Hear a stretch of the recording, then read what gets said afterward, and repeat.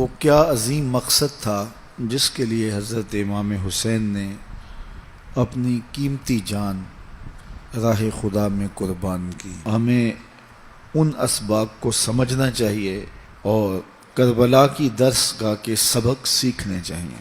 آپ کو یہ پتہ ہے کہ 60 ہجری میں یزید تخت نشین ہوا تھا اور اس نے لوگوں سے بیعت لی۔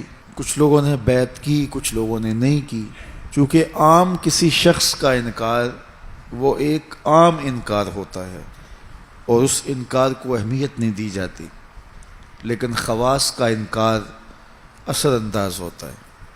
تو حضرت امام حسین رضی اللہ تعالی عنہ اگر یزید کی بیعت سے انکار کرتے ہیں تو یزید کے لیے ایک بہت بڑا خطرہ تھا، اور اگر وہ بیعت نہیں کرتے تو وہ ان کے وجود کو ختم کر دینا چاہتا تھا تاکہ خطرہ مستقل طور پر ٹل جائے۔ یزید ایک ایسا شخص تھا کہ جو فاسق تھا، فاجر تھا، قاتل تھا، اعلانیہ فسق کرتا تھا اور بہت ساری خرافات تھی اس کے اندر۔ اور اگر اس موقع پہ امام حسین بھی کھڑے نہ ہوتے، خون رسول بھی کھڑا نہ ہوتا اور قربانی دے کر یزید کو غلط ثابت نہ کرتے تو پھر قیامت تک حق اور باطل کے درمیان امتیاز کیسے قائم ہوتا؟ بعد میں اگر کوئی یزید کے خلاف کھڑا بھی ہوتا تو یزید اور یزیدی قوتیں کہہ سکتی تھی جب رسول اللہ کی بیٹی کا بیٹا کھڑا نہیں ہوا، رسول اللہ نے جسے جوانان جنت کا سردار کہا ہے، جب وہ یزید کی حکومت کے خلاف کھڑا نہیں ہوا، اس نے قبول کر لیا ہے اور اس نے بیعت کر لی ہے، تو تم کون ہوتے ہو؟ سند جواز بن جاتی حضرت امام حسین رضی اللہ تعالی عنہ کا یزید کو قبول کرنا۔ اس لیے حضرت امام حسین رضی اللہ تعالی عنہ اس بات کو شعوراً جانتے تھے کہ میرا نہ قیام کرنا، میرا کھڑا نہ ہونا قیامت تک کے لیے سند جواز ہوگی، اور میرا کھڑا ہونا قیامت تک کے لیے ظلم کے خلاف کھڑا ہونے کی دلیل بن جائے گی۔ ترماح بن عدی بن حاتم، یہ حاتم تائی کا پوتا تھا، اس نے امام حسین رضی اللہ تعالیٰ عنہ کو ایک پیشکش کی جو تاریخ کے اوراق میں موجود ہے۔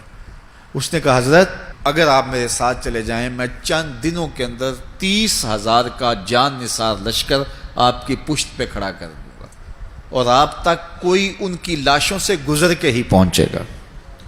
تو حضرت امام حسین رضی اللہ تعالیٰ عنہ کو ان حالات میں یہ کوئی چھوٹی پیشکش نہیں تھی، بہت بڑی پیشکش تھی۔